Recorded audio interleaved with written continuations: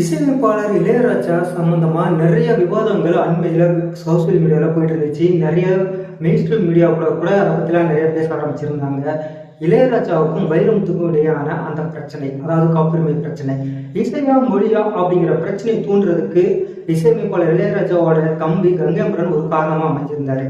அவருக்கு சப்போர்ட்டா அவர் பேசியிருந்தவர் வைரமுத்துவ ரொம்ப கடுமையான வார்த்தைகளை பயன்படுத்தி பேசியிருந்தாரு. இது ஒரு பக்கம் அவர் விவாதத்துக்கு கொண்டு போறதுக்கு காரணமா அமைஞ்சிருந்தது. இதை பத்தி இளையராஜாவும் வைரமுத்தும் என்ன சொல்லுவாங்க அப்படின்னு சொல்லி நிறைய பேர் காத்துட்டு இருந்த டைம்ல வைரமுத்து இளையராஜாவை பத்தி எதுவுமே என்கிட்ட கேட்காதீங்க அப்படின்னு ஒரு பிளாக் ஆர்டர் போட்டாரு.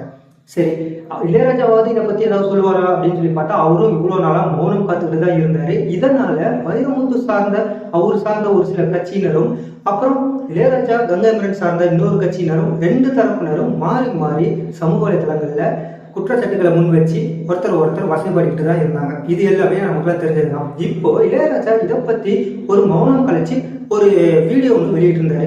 அந்த வீடியோ தான் இப்போ மறுபடியும் ஒரு பேசு பொருளா மாறி இருக்கு.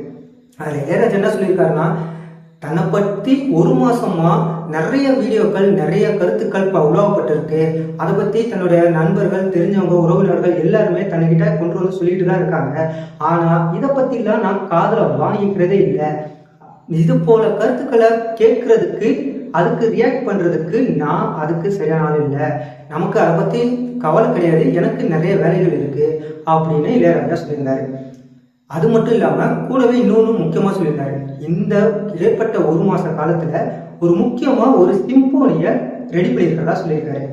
அதாவது இந்த அவருடைய வேலை பொருட்களுக்கு இடையே நிறைய ஃபங்க்ஷனுக்கு போறதா இருக்கட்டும், விழாவா இருக்கட்டும், இப்படி எல்லா இடத்துக்குமே போய் தலையை காட்டுறது ஒரு பக்கமா இருந்தாலும், இன்னொரு பக்கம் படங்களுக்கு இசையமைக்கிறது அது ஒரு பக்கம் போனாலும், முக்கியமா அவரு சிம்போனி எழுதுறதுல ஒரு குறிக்கோளா இருந்து 35 நாட்கள்ல ஒரு சிம்போனி எழுதியிருக்கேன், வெற்றிகரமா முடிச்சிருக்கேன், இது ஒரு சாதனை அப்படிங்கிற மாதிரி அவர் சொல்லியிருக்காரு. என்ன காரணம் அப்படின்னா, ஒரு திரைப்படத்துல இருக்க பாடலோ அல்லது பேக்ரவுண்ட் மியூசிக்கோ, திரைப்படம் சார்ந்த இசை எதுவுமே இல்லாமல், அது சம்பந்தமா இல்லாமல் வேற மாதிரியான ஒரு இதை கொண்டு வந்திருக்கிறதா சிம்போனி. அதை என்னால கொண்டு வந்திருக்க முடியுது, அது என்னுடைய சாதனை அப்படின்னு இசையமைப்பாளர் இளையராஜா சொல்லியிருக்காரு. மொத்தத்துல இங்க சமூக வலைதளங்கள்ல நடக்கிற இந்த விவாதங்களையோ, இல்ல அவங்க காப்பிரைட் எடுக்கிற அந்த பிரச்சனை பத்தின விவாதங்களோ எதை பத்தியுமே இளையராஜா கண்டுக்கவே இல்லை.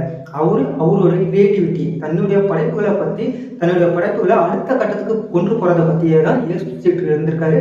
அதுல அவரு கண்டிப்பா வெற்றி அடைஞ்சிருக்காருங்கிறது தான் இந்த சிம்போனி தயார் செஞ்சிருக்கிறதுக்கான அவர் காரணம்னு அவர் சொல்லியிருக்காரு. அப்படிதான் நம்மளும் பார்க்கலாம்.